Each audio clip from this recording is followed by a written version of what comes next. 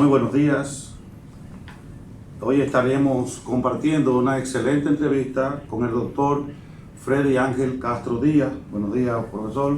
Buenos días, ¿cómo está? Todo bien. El profesor Freddy Ángel Castro Díaz es doctor en Derecho y licenciado en Ciencias Políticas, profesor de la Facultad de Ciencias Jurídicas aquí en la Universidad Autónoma de Santo Domingo, un politólogo de larga data, persona que cada vez que hay un problema constitucional de interpretación o de aplicación de algún tema constitucional es un referente obligatorio.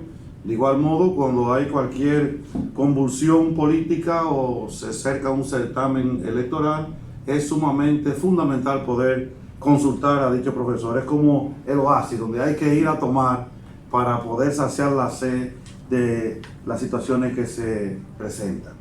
Así que la pregunta obligada para iniciar esta fabulosa entrevista, distinguido doctor, es: ¿cuál es el panorama político actual a partir de la suspensión de las elecciones municipales pasadas? Bueno, mira, el panorama político actual es un panorama cambiante a partir de hechos significativos que se vienen sucediendo uno tras otros en la realidad política nacional. Yo soy de lo que digo que los acontecimientos están pasando tan rápido por encima de nuestra vista, por encima de a veces de nuestra propia cotidianidad, que muchas veces no nos estamos dando cuenta de que ahora mismo en la República Dominicana se están escribiendo páginas inéditas en relación a la realidad política. Lo primero que yo te puedo decir es que era impensable que a 4 meses prácticamente del 20 de octubre, cuando el presidente Leonel Fernández emitió su discurso de renuncia del PLD, se pudiera crear una fuerza política que ya hoy mismo se siente que está colocada en el debate nacional y que tiene una preferencia importante en todo el territorio nacional. Basta ver la marcha del pasado domingo, donde estas fuerzas se concentraron en nuestro país. También la situación que tiene que ver con todo el descrédito de la Junta Central Electoral, el movimiento social ascendente, sobre todo el movimiento social de los jóvenes, estoy harto, revolteado, los popis, los rulay, los movimientos también de mujeres expresan un marco diferenciado donde los jóvenes se le están solicitando a la clase política nacional, al sistema político nacional, que respete no solamente su voto, sino que el sistema político nacional sea altamente eficiente. Es también importante los acontecimientos que se están sucediendo alrededor de la Junta Central Electoral. La Junta Central Electoral ha perdido su credibilidad, por lo tanto ha sido necesario que acepte la mediación de la Organización de Estados Americanos, a la OEA. También hay una solicitud de acompañamiento de la Unión Europea, IFES y otra entidad que es UNIORE. Aparte de eso, importantes sectores nacionales han acogido ya la propuesta de que se le haga una comisión de seguimiento a la Junta Central Electoral. Y puedo decirte como primicia en este programa que alrededor de 13 partidos ya de la oposición política han consensuado una comisión de mediación. Está también en términos políticos importante la decisión del Partido de la Liberación Dominicana, PLD, donde este lunes que acaba de pasar escogió a su candidata vicepresidencial, a la doctora Margarita Cedeño de Fernández, en un intento, como lo dicen sus propios estrategas y comunicadores, de posicionamiento del PLD y tratar de revertir lo que hasta ahora parece ser una tendencia, que es una caída de la candidatura de Gonzalo Castillo. Este es el panorama más o menos nacional de cara ya a las elecciones municipales del 15 de marzo. Es decir, profesor, con esa radiografía tan grande que usted ha hecho, ameritarían no solamente un programa, sino un programa diario, por lo menos 5 de bastante. Pero vamos a ver si podemos ir puntualizando algunas cosas que son de interés nacional. Recordamos que estamos transmitiendo desde la Facultad de Humanidades de la Universidad Autónoma de Santo Domingo para el canal 24 Horas de Humanidades y Sociedad. Profesor, vámonos un poquito hacia atrás. El 6 de octubre, cuando se realizan las primarias abiertas, dentro del partido de gobierno, el Partido de la Liberación Dominicana, hubo ciertas contradicciones, donde el candidato por la nominación presidencial, el doctor Leonel Fernández, no aceptó nunca los resultados. De una u otra forma, ese sector que sigue a Leonel Fernández perdió credibilidad ante la Junta, o sea, la Junta perdió credibilidad ante ellos. Luego, como usted acaba de plantear muy bien, viene la suspensión de las elecciones municipales. Entonces, otro sector ya mayoritario, porque incluye allí al PRM y todos los demás partidos de oposición, y de una u otra forma también el gobierno se siente incómodo con lo que pasó en la Junta. ¿Usted cree que la Junta, los pasos que está dando, le pueden ayudar a recobrar esa credibilidad ante la sociedad? ¿O usted cree que ya es necesario, inminente, un grupo de notables que acompañen la Junta? Mira, ya es inminente. La Junta perdió y arriesgó lo que era su principal capital, que era la confianza. No hay confianza en la Junta Central Electoral. Entonces, yo prefiero no llamar a comisión de notables, yo prefiero llamar la comisión de acompañantes. Comisión de acompañantes que se constituyan en un grupo de veedores al interior de la Junta Central Electoral para que sepan lo que está pasando allí. La Junta Central Electoral es un ente muy complejo. La gente cree que nada más son los 5 jueces que salen. Pero, por ejemplo, en el área de informática, si tú no tienes una comisión de veedores que trabajen por la transparencia, fácilmente el subdirector o el director del cómputo a cualquier entidad le prohíbe que entre a esa área.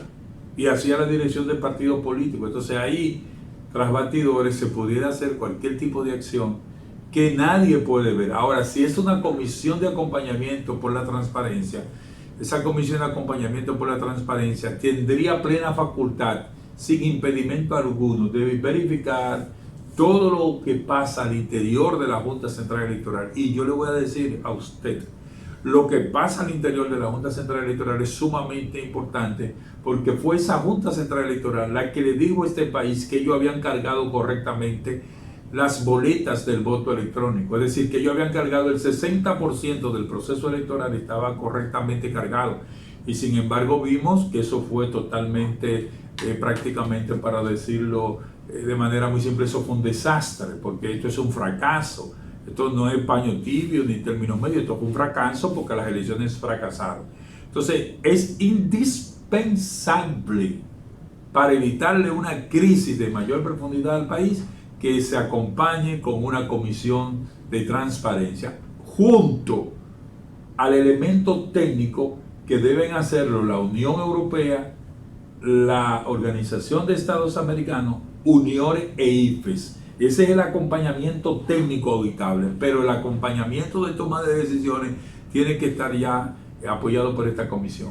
Profesor, usted que es un experto en materia constitucional, el que haya una comisión de acompañamiento no tiene ningún impedimento constitucional, no podría caer eso en un problema jurídico. No tiene impedimento, es una comisión de seguimiento y acompañamiento que expresa simplemente verificar el proceso que está haciendo la Junta, pero eso no implica sustitución, no implica sustituir al pleno, no implica establecer resoluciones administrativas, ni técnicas, ni nombrar funcionarios. Nada del organigrama, de las competencias de la Junta se le van a quitar. Ahora, ¿qué es lo correcto? Que si está destituido el director de cómputo, tendríamos que ver qué está haciendo el subdirector de cómputo, el señor Saladín, que es la mano derecha de Miguel Ángel, que fue sustituido. Entonces, si está el subdirector haciendo la ejecutoria en términos directos en el centro de cómputo, entonces vamos a colocar ahí a quién. Vamos a colocar a Uniore, vamos a colocar a la OEA, vamos a colocar a IFE, para que le rinda un informe de lo que usted está haciendo. Y en caso que esa comisión pueda detectar alguna anomalía, con o sin intención, ¿sería vinculante la opinión de esa comisión? Claro que tiene que ser vinculante, porque hay una decisión tomada, y es que, por ejemplo, en el caso de la Organización de Estados Americanos, OEA, ellos emitieron un comunicado en Washington diciendo que la auditoría que ellos van a hacer es una auditoría que es igual a la que hicieron en Bolivia, y por lo tanto va a ser vinculante su resultado. ¿Qué quiere decir vinculante para el público? Bueno, que si se detectó que hay un error en una impresión de boleta, en una máquina, eso tiene que ser corregible y eso no puede ser aplicable. Que los técnicos, por ejemplo, que están al frente de las instalaciones de los colegios electorales, eso tiene que ser también verificable en términos de la realidad de la Junta Central Electoral. Que los presidentes de colegio y de junta sean totalmente transparentes. ¿Qué es para nosotros verificable? Que la transmisión de la data que se pueda hacer sea visible, que se puede permitir en una sociedad como esta ya que los celulares graben, porque no pueden grabarse no el voto, sino el conteo. Si se están contando 1, 2, 3, eso se puede grabar, permitir a los delegados que lo graben, eso no es un problema. Y cuando se plastifique el acta, tómenle una foto y que los delegados lo suban. Eso ya, el conteo no es un problema de otro mundo, es un problema de transparencia. Conversar con usted, profesor, es algo maravilloso porque podemos ir de un tema a otro sin ningún problema, porque estamos conversando con Freddy Ángel Castro Díaz, doctor en Derecho y licenciado en Ciencias Políticas. Profesor, después de la suspensión de las elecciones, ¿usted cree que eso ha incidido al cambio de tendencia en cuanto a la intención de voto del pueblo dominicano? ¿Usted cree que algunos se han fortalecido? ¿Qué opinión le merece? Bueno, yo pienso que sí, que esta crisis, esta movilización social de alguna manera han favorecido y han perjudicado unos y otros. O sea, en primer momento el Estado quiso involucrar al asistente de la avanzada de Luis Abinader y el técnico de Claro. Sin embargo, un juez de la instrucción dijo que ahí no había ningún tipo de expediente ni falla técnica. Por lo tanto, mucha gente dice que quien podría tener la facultad y el poder de establecer ese tipo de control sería desde el gobierno. O sea, hay una percepción de que el gobierno, porque la Junta ha sido muy dócil frente a peticiones, pudo estar involucrado. Entonces, ¿qué pasa acá? Aquí lo que puede estar sucediendo es que este proceso social haya estado favoreciendo a partidos importantes de la oposición política. Ok. Profesor, cuando se suspenden las elecciones, varios días después, el Pleno de la Junta decide la fecha de las nuevas elecciones extraordinarias. ¿Usted cree que esa fue una buena decisión tomada de manera unilateral sin consultar los demás partidos políticos? Mira, el hecho de consultar los partidos políticos hubiese sido necesario para la catarsis social que se necesitaba entre los partidos políticos y la Junta. Pero en términos legales la Junta actuó correctamente. El principio 7, que es el principio rector de la ley 1519, es un principio que habla de la autoridad de la Junta en términos de transparencia, organización y competencia. Entonces, desde los principios está bien. Además, desde el mandato mismo de la ley, es la Junta Central Electoral la única que tiene competencia para llamar a unas elecciones extraordinarias una vez se suscite una causa de fuerza mayor, como la que pasó. Inédito en términos políticos, de que nunca se han suspendido unas elecciones ni siquiera en marcha. Si usted busca en la ley, el concepto de suspensión no está. Lo que hay es una nulidad, pero no se puede declarar la nulidad de lo que no existe, porque las elecciones no terminaron. Y la nulidad tiene un procedimiento. La nulidad se hace ante el colegio electoral, del colegio va a la Junta Municipal y de la Junta Municipal va al Tribunal Superior Electoral, que es quien anula colegios, elecciones parciales o totales. La Junta no tiene competencia para anular. Por lo tanto, la Junta suspendió, pero correctamente y perentoriamente la Junta se reunió ese lunes y convocó a las elecciones extraordinarias del día 15 de marzo. Yo creo que en ese momento la Junta le quitó presión social al país. Ya ella hizo su convocatoria de agenda pública, los partidos se expresaron, corrigieron, hicieron las debidas críticas y ahora lo que falta es marchar en la corrección de esos procesos. Pero a mí, desde el punto de vista legal, y yo diría que hasta desde el punto de vista político, la Junta, con la fijación rápida de las elecciones, le quitó presión al país. Profesor, entonces, ¿considera usted que las acciones que la Junta está tomando posterior a la suspensión de una u otra forma dan tranquilidad a la sociedad? No, ya no están tomando nada que dé tranquilidad a la sociedad.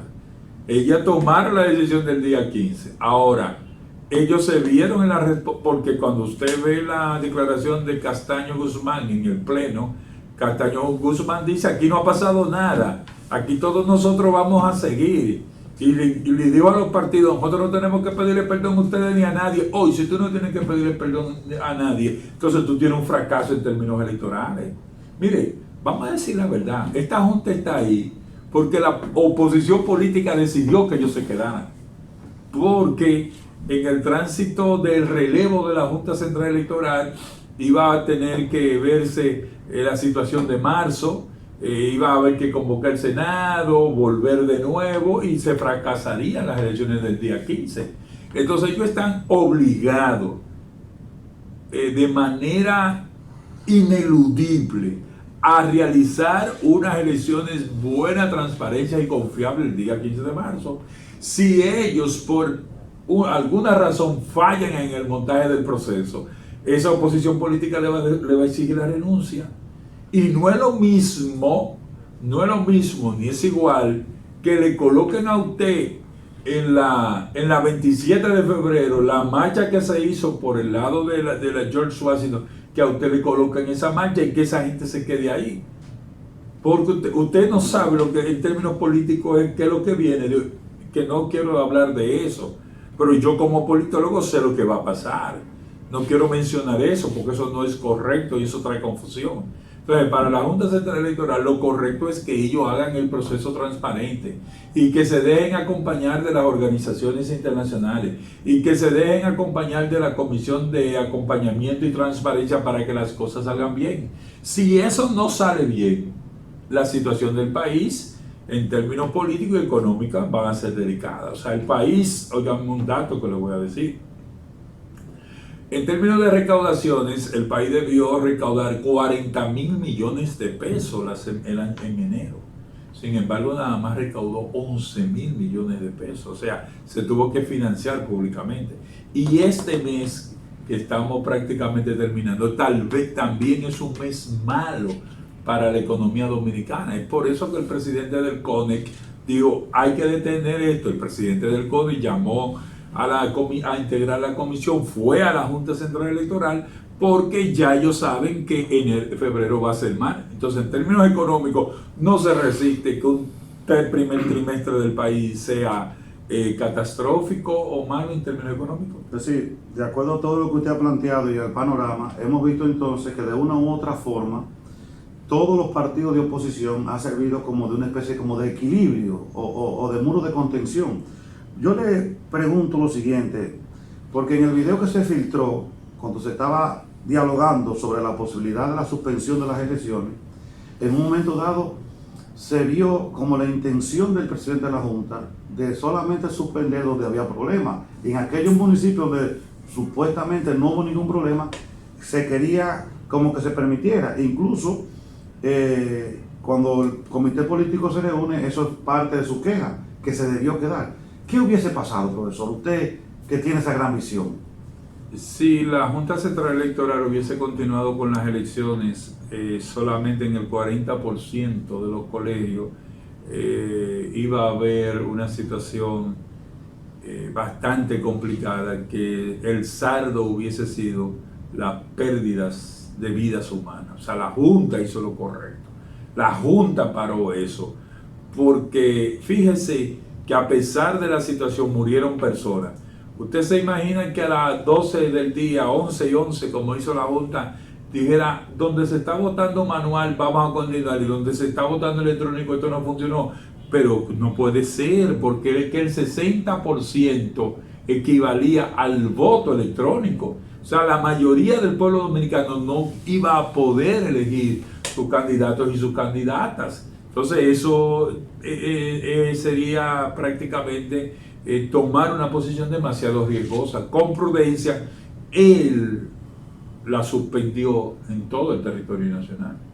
Muy bien. Profesor, vista estas movilizaciones que a veces uno cree que está acéfala, porque uno no identifica quién es el día y convoca un toque de bocina, un toque de cacerola. ¿Hasta dónde considera usted que va a continuar esa marcha? esas movilizaciones? Mira, los movimientos sociales tienen una expresión de ascenso, descenso, consiguen los objetivos muchas veces y otras veces no lo logran tan. Por ejemplo, tú tienes el movimiento de Marcha Verde, el movimiento del 4%. El movimiento del 4% tiene un 4% del PBI del producto, y Marcha Verde también ha logrado establecer una cantidad. Uno no puede, por ejemplo, podríamos decir que hay un umbral. Podríamos decir que hay un umbral que podría ser las elecciones del 15 de marzo. Si las cosas salen bien, el movimiento probablemente ya a partir de ahí pueda propender a disminuir. Ahora, yo quiero decir algo. Mira, muchas veces nosotros, los ciudadanos, no estamos conteste sobre lo que hacen los jóvenes y cómo ellos se empoderan. Esos jóvenes se están convocando ellos. O sea, estoy harto, yo estoy revolteado. Esas son las plataformas de las convocatorias que se están dando. O sea, esto no se están pagando en los medios tradicionales, ni en las noticias, no. Son los movimientos sociales que se están empoderando a través de esos jóvenes, como yo te decía, de los pop y de los guaguaguá, de los rulay, de la pámpara, y posteriormente de esos movimientos sociales que están conectados. Entonces, a veces nosotros tenemos una falsa percepción de lo que es la realidad del mundo. El mundo cambió, Esos son actores políticos y actores sociales que dicen y le están diciendo a la clase política: no vayan a nuestra marcha, ustedes todos son responsables de lo que aquí ha estado pasando, porque ustedes a veces se entienden, hacen una conchupancia, y se reparten las canojías y se reparten los puestos. Nosotros sabemos que ustedes son responsables, nosotros estamos aquí, miren, ustedes no funcionan, ustedes corresponden a la vieja política, ustedes son incapaces de montar un proceso electoral. O sea, hay un discurso importante en ese movimiento social. Con eso que usted acaba de decir, profesor, que el mundo ha cambiado y que un gran grupo, diríamos, que se maneja a sí mismo a través de eso, de las redes sociales sobre todo, hay un temor, es mi temor, y quiero que usted me ayude a eliminar ese temor. La República Dominicana actualmente, de manera electoral, podríamos decir, en cierta manera, aunque un poco más, un poco menos, está dividida. Una gran masa de votantes está aglutinada en la oposición y una masa de votantes está aglutinada alrededor del gobierno. En el caso hipotético, profesor, que el candidato del gobierno sea presidente, en todas las condiciones, diríamos, diáfanas en que se maneja la Junta, como quiera habrá la mitad del pueblo que de una u otra forma rechaza ese gobierno.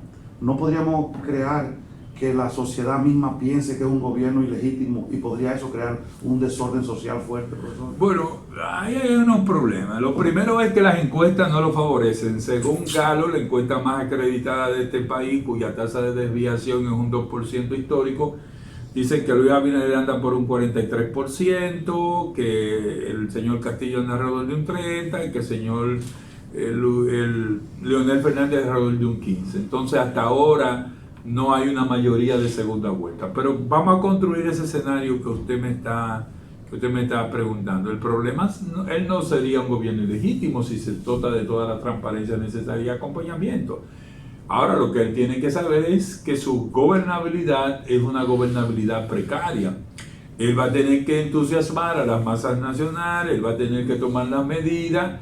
Entonces ya ahí viene una cuestión que tiene que ver con ejercicio, que tiene que ver con la capacidad y la competencia para conducir un país en un entorno internacional complejo, en un entorno internacional global, un país que el propio Banco Central acaba de decir en enero que el 9.3% estamos recibiendo menos turistas en el 2020 ya en enero que en el 2019, un entorno internacional complejo donde las movilizaciones de Bolivia, de Chile, de Haití son una amenaza importante, y también donde hay una situación de un coronavirus internacional que de alguna manera también pudiera restringir y terminar afectando de nuevo nuestro turismo. Entonces, un entorno complejo como ese internacional, como una reducción de la economía y un presupuesto cuyo financiamiento del déficit alcanza 2.500 millones de dólares en bonos, es decir, una estimación de casi 200.000 millones de pesos.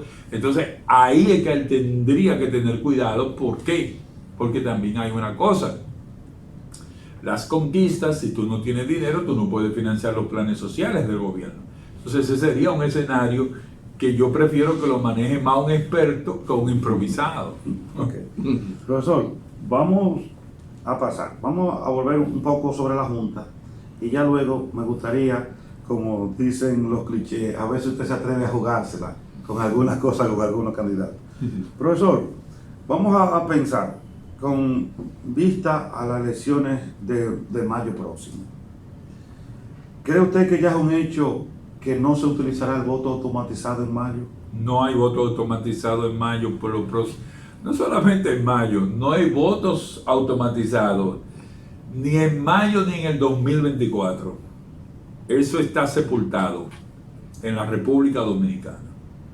Y está sepultado en la República Dominicana porque la Junta quiso imponer unilateralmente unas decisiones electrónicas y técnicas que ella en febrero del 2019 dijo que a ese software ellos le iban a hacer las debidas auditorías. No se la hicieron, y no, entonces se descartó totalmente con lo que pasó en las primarias. Ellos pudieron haber hecho, me parece a mí que ellos pudieron haber hecho planes pilotos, como por ejemplo comenzar en el Distrito Nacional, mayor nivel de cultura, mayor nivel de capacidad y de competencia, hacer una auditoría de software antes, una auditoría de software después, porque déjeme decirle a usted, cuando yo era director de ciencias políticas, y ya eso hace como 13 o 14 años, nosotros fuimos los primeros que trajimos aquí la máquina electrónica para votar en un seminario internacional que se hizo con el CELA. Ahí en la biblioteca Pedro Mil, nosotros pusimos a los muchachos a votar con la máquina, y fue la primera vez que llegaron las máquinas aquí. Y nosotros sabemos que es un sistema confiable. Ahora, el sistema es confiable en la medida en que el sistema es auditable. Porque, por ejemplo, en Venezuela votan 36 millones de electores y se saben los resultados a las 7 o las 8 de la noche con voto electrónico. Y lo hacen también los brasileños. Pero, ¿qué hacen los venezolanos?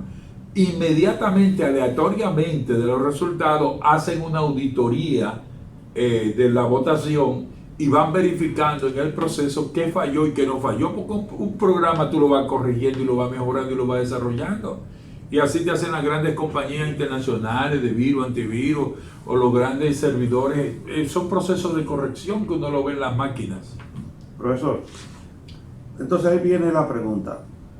Hace varios meses la Junta estuvo en cierta forma con un empecinamiento del voto automatizado. ¿A qué razón ellos querían imponerlo? Si, por ejemplo, Estados Unidos solamente tiene un 35%, Francia, España, Alemania, o sea, no lo tienen en un 100%, y casi ningún país del mundo, o sea, la mayoría de los países del mundo no usan el voto automatizado por la serie de que es un programa un poco vulnerable. ¿Por qué era tanto ese deseo de la Junta?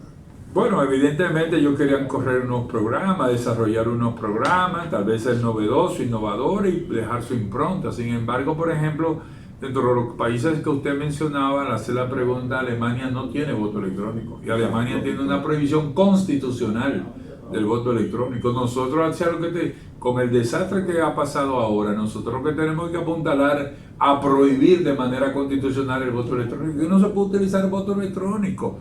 Por una realidad, tú tienes 2 millones de analfabetos funcionales que no saben. O sea, no todo el que tiene un celular te sabe manejar las aplicaciones. Entonces, tú tienes una realidad en este país donde hay un nivel de gente que no tiene competencia. Entonces, ahí hay los alemanes lo prohibieron por la ausencia de transparencia en el voto. ¿Usted sabe qué es lo que pasa? ¿Por qué los alemanes lo prohibieron? Porque, por ejemplo, cuando yo tengo que llevar a mi mamá, que tiene 82 años, al colegio, mi mamá no sabe manejar la máquina. Entonces yo tengo que pasarle mi madre a un técnico del colegio, y el técnico del colegio es quien termina votando por ella en términos de realidad. Porque si no conoce lo que está haciendo frente a la máquina, el técnico le va a decir: mire, vote aquí, usted va a votar aquí por este. ¿Por qué usted quiere votar? Ah, por Juan Pérez. Pero el técnico a quien prefiere a Manuel. Entonces el técnico le va a dar a Manuel, le va a decir, vote aquí. Entonces por eso no se puede, por nuestro nivel en términos técnicos. Y además, lo que pasó, o sea, es imperdonable, está contaminado que un proceso electoral termine votando a las 2 de la mañana cuando el reglamento era una votación de 7 a 5. Correcto. Profesor, El hombre se la jugó entonces. no, se la está jugando, vamos a ver más adelante. Yo no tengo problema con eso. Profesor, Yo no tengo problema. profesor, las elecciones municipales de marzo, ¿cree usted que incidirían en las elecciones de mayo? Sí, van a incidir en las elecciones de mayo. No van a determinarlas, que es otra cosa, pero sí van a incidir. Y esto se debe a que, de alguna manera, el voto de los colegios es muy delicado, porque hay una situación, cómo se van a manejar las plazas electorales más importantes. Primero, el PLD tiene 106 municipios. Y el PLRM tiene 46. Cuando tú saques el balance de las matemáticas, ahí ya tú vas a tener un resultado en términos de una opinión política. Segundo, las principales plazas del Distrito Nacional están muy diputadas. Santo Domingo Este, el Distrito Nacional, vamos a ver qué pasa en Santo Domingo Norte y en el Oeste. Y también está la plaza de San Cristóbal y la plaza de Santiago. Entonces, si tú pierdes o ganas las principales plazas, tú tienes ya una opinión pública, una matriz para tú dirigir políticamente tu campaña. Entonces van a incidir, no a determinar, van a incidir. ¿Por qué no van a determinar? Un cafecito, profesor. Sí, gracias. ¿Por qué no van a determinar? Porque los acontecimientos políticos en la República Dominicana están muy cambiantes. Entonces no esperábamos que unas elecciones se fracasaran, no esperábamos que a 4 meses existiera un partido que ya es un partido del tercer lugar, no esperábamos tan rápido la designación de doña Margarita. Entonces el panorama político se está moviendo demasiado. Entonces habría que ver qué pasa o qué sucede de cara ya precisamente a nuestro panorama de mayo del 17, el 17 de mayo. Recuerden que estamos transmitiendo desde la Facultad de Humanidades de la Universidad Autónoma de Santo Domingo y estamos en una excelente conversación con el doctor Freddy Ángel Castro Díaz, doctor en Derecho Constitucional, politólogo de profesión, de ejercicio, teórico y también práctico, porque lo hemos visto también envuelto en diferentes marchas. Estamos en la oficina de Oceplandi de la Universidad Autónoma de Santo Domingo. Profesor, he visto en algunos medios y algunas redes sociales que el Partido Revolucionario Moderno, ellos afirman que van a ganar las elecciones en virtud de que ellos aspiran a ganar el 65% de las plazas municipales. Usted más o menos ha esbozado que hay unas plazas que son importantes. ¿Se tiene alguna idea, por ejemplo, qué pasará en Santiago con respecto al PRM, San Cristóbal, San Francisco de Macorís, La Vega, en la provincia de Santo Domingo, que son plazas que de una u otra forma cualquier partido quisiera ganar solamente esas plazas, que no van a tener un equivalente más que de un 20, un 25%, y que el otro partido gane el 75%? ¿Qué sería a nivel de percepción ese? Bueno, mira, te voy a dar un dato que ya no es relevante porque las elecciones no se dieron. Yo tuve acceso a una encuesta y el PRM estaba ganando 15 provincias como PRM, o sea, estaba ganando 15 provincias.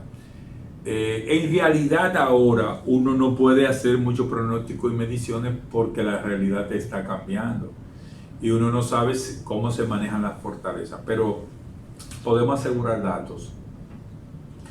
El PLD en Santiago a nivel municipal gana las municipales, gana con Abel, ahí no hay discusión, incluyendo la situación de que la fuerza del pueblo también va a votar por Abel en Santiago. Tú me dices, ¿cómo? Sí. ¿Por qué? Porque Abel gana con la fuerza del presidente Leonel Fernández en las primarias internas del PLD. Entonces, si gana con las fuerzas primarias internas del PLD, hay también situaciones donde algunas corrientes danilistas están tratando de hacer de algunas bellaquerías y desviar algunos votos.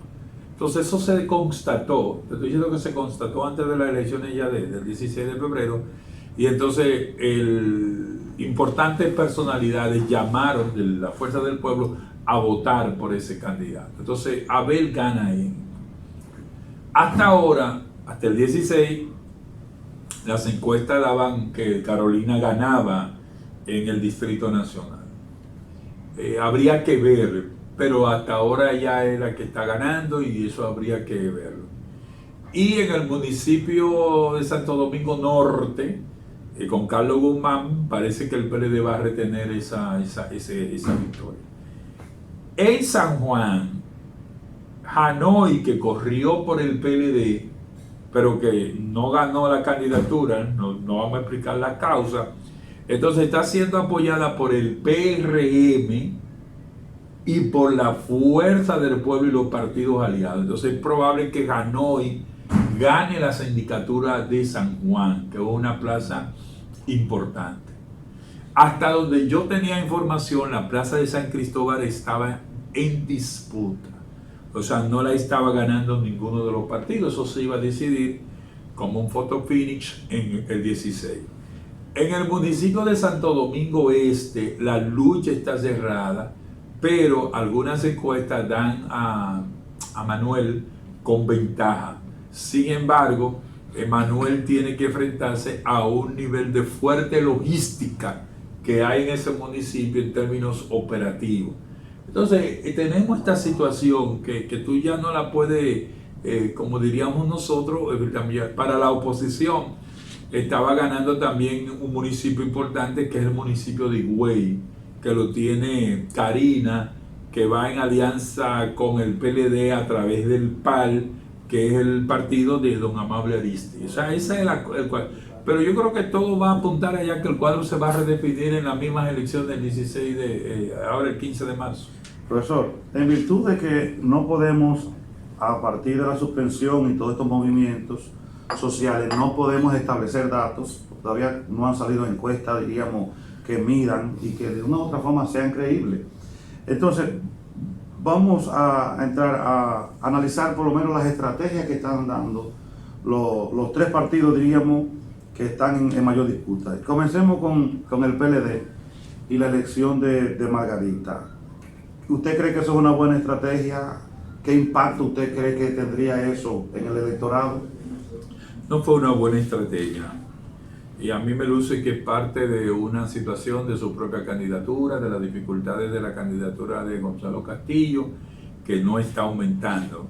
Y yo le digo que no es una buena estrategia por lo siguiente, mire, en términos políticos, en términos politológicos, ellos lanzaron la candidatura el lunes. Ellos tienen para refrescar y airear esa candidatura, ellos nada más tienen 3 días, 25, 26 y un poquito del 27. Pero el 27, en términos de comunicación política, el discurso del presidente y la marcha de la bandera tumban la proclamación de doña Margarita. Entonces, ¿por qué poner en ese nivel, por qué tomar esa decisión? Eso nada más tiene esa sola respuesta. Usted me dice, no, pero que queda marzo, abril. Claro, pero en marzo, la primera semana es una semana de campaña municipal. Entonces nadie va a vender un producto de mayo en marzo. Tú lo que tienes que venderlo de marzo. Pues, entonces me parece también que ella no aporta votos. Ella no es novedad, porque ella ya tiene 2 periodos.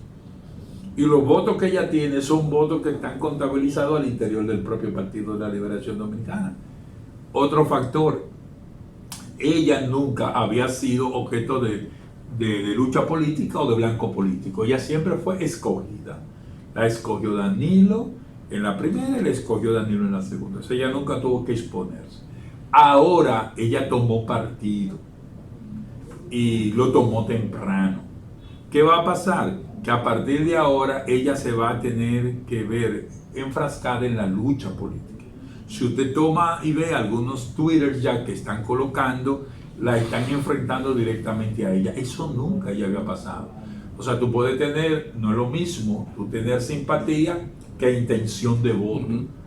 Puede ser simpático, ahora la intención de voto es otra cosa.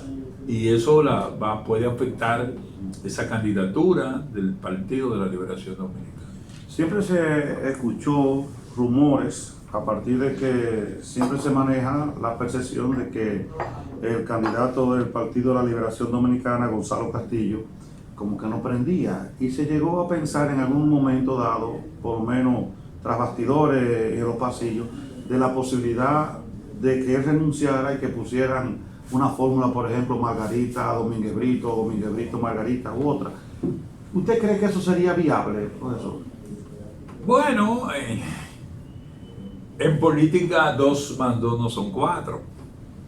Y en términos sociales, ustedes montar una candidatura en marzo para darle paso a Margarita Domínguez Brito es como usted comenzar a preparar un terreno político donde ya, por ejemplo, en el caso de Luis Abinader, tiene 5 años de mercadología política. ¿Usted comprende? O sea, don Luis Abinader, para poner, y estoy poniendo el caso de quien Carlos dice que esté en primer lugar, no pongo a Leonel Fernández porque Leonel Fernández es el político más reconocido nacional e internacionalmente, está fuera de eso, Leonel no tiene que venderse nada, pero para usted vender ese mercado político, primero contrarrestar el efecto del desmonte, y nosotros en la UAS sabemos lo que significa desmontar, ahí viene una avalancha de negatividad, y segundo, entonces usted reencauzar a 3 meses del proceso electoral, es un alto riesgo político. Es decir, que ya eso es... No, ellos lo podrían hacer, pero yo digo que es un alto riesgo político. Okay. Profesor, y el tipo de campaña que hace Luis Abinader, vamos a pasar al PRM ahora, es un poco como tranquila, no hace mucho pronunciamiento, no enfrenta al gobierno. De una u otra forma le da resultado en el sentido, si lo vemos que está en las encuestas siempre en primer lugar, pero como que tampoco da el salto más allá. Pero Luis Abinader, que está en las encuestas en primer lugar, usted tiene razón. Él no está en primer lugar fruto de su discurso. No, él está en primer lugar porque el PLD se dividió. Y el 41% que antes de la primaria del 6 de octubre estaba apoyando al PLD como partido político, el 15, el 18% ya se fue, está con Leonel Fernández. Entonces, la parte orgánica de ese 15-18% que está con Leonel Fernández, que son los cuadros del PLD, le están dando entonces a Luis Abinader una victoria por encima de Gonzalo Castillo, le estaban dando una victoria por encima de Gonzalo Castillo por la división. Y una parte del electorado nacional que entre octubre y febrero tenía las siguientes condiciones: Leonel Fernández no va a ser candidato, no está habilitado, la Junta no lo quiere reconocer, y otra parte que tiene un desencanto con la política y se desencantó del PLD y está apoyando a Luis Abinader. Esos son los que están dándole la mayoría a Luis Abinader. Primero, los desencantados de la política; segundo, los que se desencantaron del PLD; y tercero, los errores que está cometiendo el propio PLD. Entonces, eso es lo que lo han posicionado, pero ellos se están cuidando de no cometer ningún tipo de error para evitar que bajen. Pero hay que tener cuidado con eso, porque tú no puedes estar tranquilo mientras otros comienzan a acumularte fuerza. Entonces, eso es un escenario interesante, porque todavía faltan prácticamente 3 meses, 4 meses. Profesor, vamos entonces a la fuerza del pueblo. Un partido con unos 3 meses más o menos de fundado, ya tiene casi 300 locales y se ve en las redes sociales muy activo, e incluso en la marcha que hizo la oposición se veía un gran tramo donde algunos llegaron a afirmar, ya eso me lo confirmará usted, de que se veían más el color verde que el color blanco. ¿Usted cree que la estrategia que Leonel Fernández está haciendo en este momento le está dando resultados, son adecuadas? Bueno, cuando usted oye a los opositores reconociendo esa realidad, usted tiene que afirmarlo, porque, por ejemplo, importantes analistas decían que Leonel Fernández se está recapitalizando políticamente. Por ejemplo, en la marcha del domingo, la Fuerza del Pueblo utilizó una estrategia que le dio resultado. Me lo comentaban inclusive amigos del PRM. ¿Qué hizo la Fuerza del Pueblo? Tú llegabas sin bandera, ellos te daban una bandera. Entonces, con ese arsenal de banderas, cuando la marcha salió, el que va espontáneamente a una marcha, coge la bandera y la levantó. O sea, marcha con la bandera. Entonces, por ejemplo, en las tomas aéreas que usted tiene, desde la 27 de febrero hasta la Máximo Gómez, el primer tramo que sale es todo verde, es todo Fuerza del Pueblo, hasta doblar aquí en la George Washington. Eso se visualizó. Pero ¿qué pasa? Cuando que pensó que la parte de la Marcha Verde del lugar de la Fuerza del Pueblo había pasado, entonces era que venía la segunda oleada con Leonel Fernández a la cabeza, y fue otro gran acontecimiento, de forma tal que de alguna manera el PRM, que también concentró bastante gente, pero que mucha de la gente del PRM fue sin bandera. Entonces tú ves el blanco pero no ves la bandera. Entonces eso es la marcha ahí que quedó. Si tú evalúas que un partido que tiene 4 meses está en esas condiciones, que tiene ya un 15 o 18% en términos electorales, que logró, porque esto es otro aspecto, logró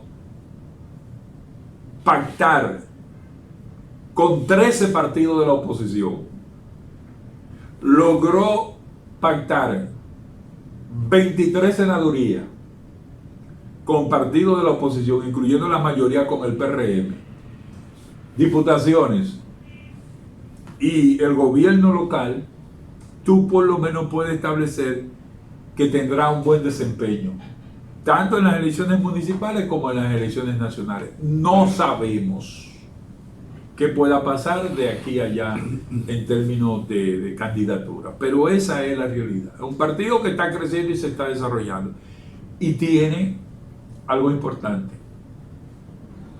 tiene el principal activo político del país, que es Leonel Fernández. Y esto lo digo en una comparación histórica. Cuando murió el presidente Balaguer, importante cuadro reformista, digo, el Partido Reformista nunca más va a hacer poder. Y dijeron, ¿por qué? Porque perdió su principal activo. El Partido Reformista, después de la muerte de Balaguer, nunca ha sido más poder, porque perdió su principal activo. La Fuerza del Pueblo tiene en su haber al principal activo político del país. Una persona que ha sido 3 veces presidente de un país con una impronta, es un activo político importante. Luis está bien, pero está por probarse. Y Gonzalo Castillo está por desarrollarse.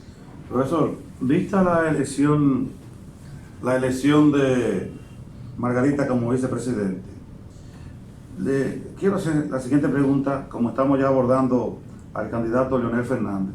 En el año 96, él escoge como vicepresidente, después de algunas conversaciones para otros, pero a fin de cuentas, escoge a Jaime David, una manera de traer los votos del Cibao. Ya consolidándose su figura y el PLD, cuando van a las elecciones del 2004, ya escoge a Rafael Alburquerque y lo repite en el 2008. De una u otra forma, 2004-2008, con la consolidación del PLD, no era necesario un vicepresidente que sumara, sino que no restara. Pero ahora, en la situación que tiene el PLD, la Fuerza del Pueblo, Leonel Fernández, entonces, ¿qué debe tomar en cuenta para elegir su vicecandidato? No, un vicepresidente o una vicepresidenta que, si no le resta, que le sumen. Ya. Esa es la decisión estratégica. Claro, el presidente Leonel Fernández sabe que eso no lo puede hacer ahora, eso lo va a hacer en abril, porque es que ahí tú tienes todavía un recurso de propaganda política. Profesor, para ir concluyendo, yo sé que usted es un hombre de muchas ocupaciones y ha sacado, y le agradecemos al profesor que nos acompaña Profesor, ahora mismo, ¿usted cree que habrá segunda vuelta en el 20? Claro que sí. En la República Dominicana el 30% de los ciudadanos no van a votar. Si usted dice, bueno, yo tengo 100 y 30% no van a votar, me queda 70.